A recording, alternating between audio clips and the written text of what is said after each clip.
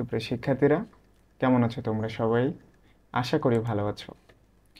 তো আজকে আমরা আলোচনা করব ম্যাথামেটিক্স 2 এর তৃতীয় অধ্যায় দ্বিপদী উপপাদ্য বা দ্বিপদী বিস্তৃতি নিয়ে।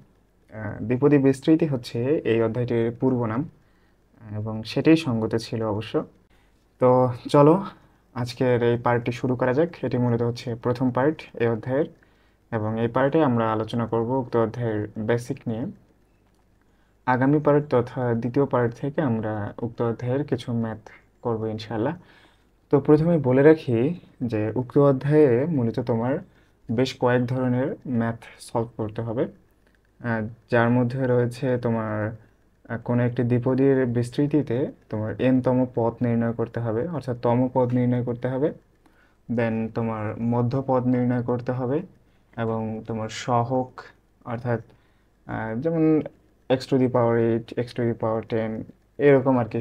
একটি যদি মানে চলকের সূচক সংবলিত একটি সহগ তোমাকে নির্ণয় করতে বলবে, ওরকম ম্যাথ করতে হবে। এবং তোমাকে মুক্ত পদ বা বর্জিত পদ বা ধ্রুব পদ সংবলিত প্রশ্ন সংবলিত ম্যাথ করতে হবে এই অধ্যায়ে। তো কয় ধরনের ম্যাথের কথা বললাম আমি? মোস্ট প্রবাবলি 4 ধরনের। একটা হচ্ছে মুক্ত পদ বা বর্জিত পদ বা ধ্রুব পদ 1, এবং দ্বিতীয় হচ্ছে তোমাকে মধ্যপদ নির্ণয় করতে হবে 2, এবং তমপদ নির্ণয় করতে হবে 3, এবং তোমার একটি চলকের পাওয়ার সংবলিত ধ্রুবক নির্ণয় করতে হবে। সরি, একটি পাওয়ার সংবলিত চলকের তোমার ধ্রুবক নির্ণয় করতে হবে উক্ত অধ্যায়ে। তো কথা না বাড়িয়ে শুরু করা যাক। তো আজকে আমরা কি আলোচনা করব? আজকে আমরা এই দ্বিপদী বিস্তৃতি বা দ্বিপদী উপপাদ্য অধ্যায়টির বেসিক নিয়ে আলোচনা করব। তো প্রথমে যে তুমি দেখতে পাচ্ছ এখানে বলা আছে দ্বিপদী বিস্তৃতি, তাই না? সরি, দ্বিপদী উপপাদ্য বলা আছে, যদিও এই অধ্যায়টিকে আমি দ্বিপদী বিস্তৃতি বলেই মূলত অভ্যস্ত। তো দ্বিপদী বিস্তৃতি বলেই আমি এই অধ্যায়টিকে আখ্যায়িত করব এই আলোচনায়। তো চলো জানা যাক দ্বিপদী বিস্তৃতি বা দ্বিপদী উপপাদ্যটা আসলে কি। মূলত তোমার প্রথম যে কথাটি এখানে দ্বিপদী, দেখো তুমি এখানে দেখতে পাচ্ছ যে দ্বিপদী, তাই না? দ্বিপদী এর মানেটা কি বলো দেখি। দ্বি মানে কি? দ্বি মানে হচ্ছে দুই, আর পদী মানে হচ্ছে দুই পদ বিশিষ্ট, অর্থাৎ, তাই না? অর্থাৎ দ্বিপদী মানে হচ্ছে দুই পদ বিশিষ্ট। তো এই দ্বিপদী বিস্তৃতি অর্থাৎ হচ্ছে দুইটি পদ বিশিষ্ট কোনো একটি পদের তোমার বিস্তৃতি করতে হবে, অর্থাৎ পদটিকে বিস্তৃত করাই হচ্ছে মূলত এই অধ্যায়ের আলোচনা আর কি। তো চলো উদাহরণ দিলে মূলত তোমার পরিষ্কার হবে আর কি। তো যদি আমি তোমরা মূলত এরকম পদ দেখে থাকবে অবশ্যই, যেমন যেমন দেখো a plus b whole square, এটা সমান সমান তোমরা কি লেখো বলো তো? এটা সমান সমান হচ্ছে a² plus 2ab plus b², তাই না? তো দেখো দেখি এখানে কয়টা পদ রয়েছে। এখানে মূলত আছে তোমার দুইটা পদ, তাই কিনা? দেখো তো, এ একটা পদ, বি একটা পদ, এবং এটিকে আমরা কি বলতে পারি? এটিকে মূলত আমরা বলতে পারি দ্বিপদী, কেননা এর রয়েছে দুইটি পদ, এবং এটিকে আমরা বিস্তৃতি করেই, অর্থাৎ এটিকে আমরা বিস্তৃত করেই কিন্তু আমরা পেয়েছি a² plus 2ab plus b²। তো এটি আমরা কিভাবে পাই বলো তো? এই যে দ্বিপদীটাকে আমরা যে বিস্তৃত করলাম, এখানে যে আমরা a² plus 2ab plus b² পেয়েছি, এটি মূলত আমরা একটা সূত্রানুসারে পাই। তো সূত্রটা আসলে হচ্ছে, আমি a প্লাস বি বলেই আখ্যায়িত করছি, অনেকে a প্লাস এক্স বলে আখ্যায়িত করে। তো a plus b to the power n। তো দেখো এখানে কিন্তু কিউবও থাকতে পারে, এরকম সূত্র আছে না তোমার বীজগণিতে? অবশ্যই আছে, তোমরা ক্লাস 9-10-এ অবশ্যই দেখে এসেছো। তো দেখো এখানে যদি a plus b to the power n যদি থাকে, অর্থাৎ n কিন্তু হচ্ছে তোমার ন্যাচারাল নাম্বার, অর্থাৎ 1 2 3 4 5 6 7 ব্লা ব্লা ব্লা থাকতে পারে, তাই না? তো এটি আসলে কিভাবে আমরা বিস্তৃত করি এই পদটাকে, অর্থাৎ এই দ্বিপদীটাকে আমরা কিভাবে বিস্তৃত করি? আমরা মূলত একটি সূত্রানুসারেই বিস্তৃত করি, সেটা হচ্ছে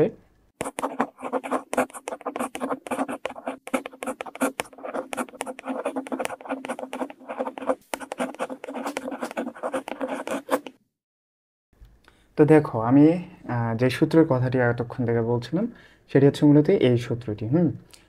এই সূত্র অনুসারেই মূলত তোমার এই যে a plus b whole square, a plus b whole cube sorry, a plus b whole cube, a plus b whole square, এই সূত্রগুলোর মূলত বিস্তৃতি তোমার এই সূত্রানুসারেই হয়ে থাকে। তো একটা প্রমাণ আমরা করে দেখি। এখানে দেখো, তার আগে বলে রাখি, দেখো দেখি সূত্রটা কিন্তু অত্যন্ত সহজ। এটা বড় মনে হতে পারে তোমাদের কাছে।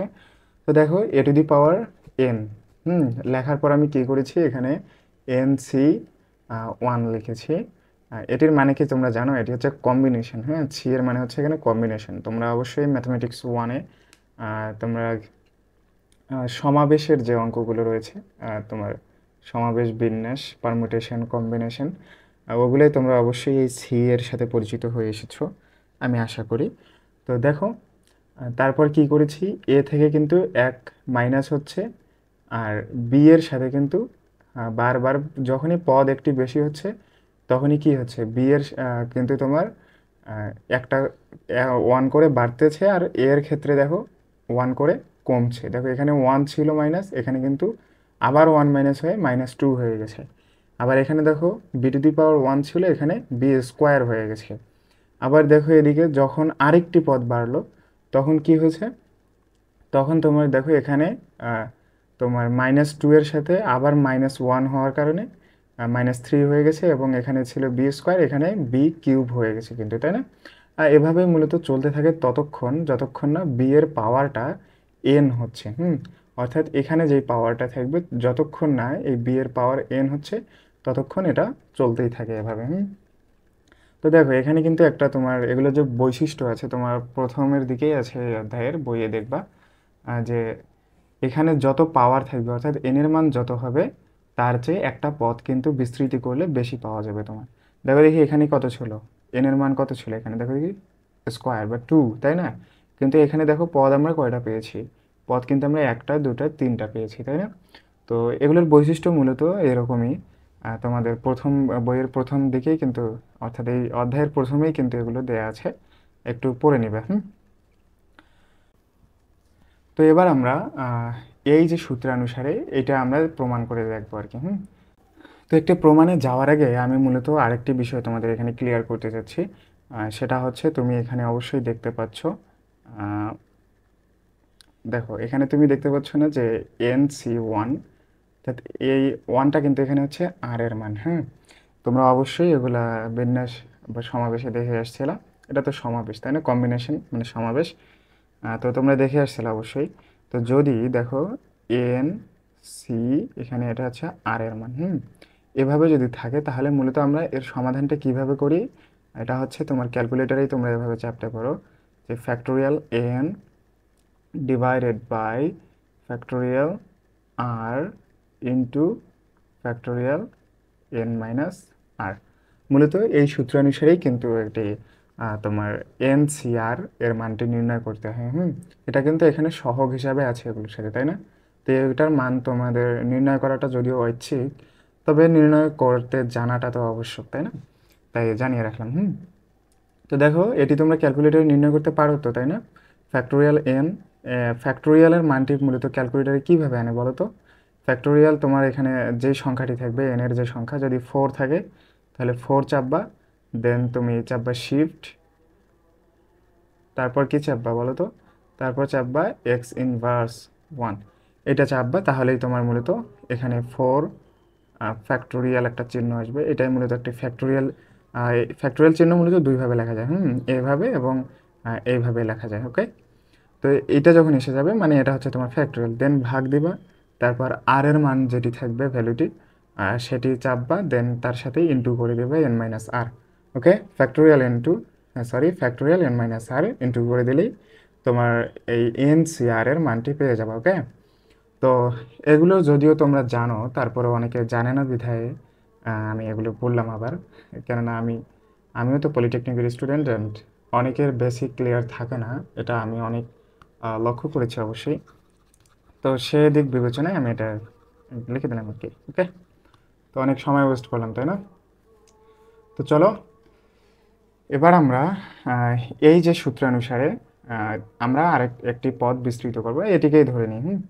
এই দ্বিপদীটাকেই আমরা বিস্তৃত করে দেখব। ওকে, তো এ প্লাস বি হোল স্কয়ার, এটিকে যদি আমি বিস্তৃত করি তাহলে কি হবে দেখো তো, এ এর ওপরে পাওয়ার এন, এন কত এখানে 2, তো স্কোয়ার প্লাস এন, সরি এখানে এন এর মান তো 2 আমরা পেয়েছি তাই না,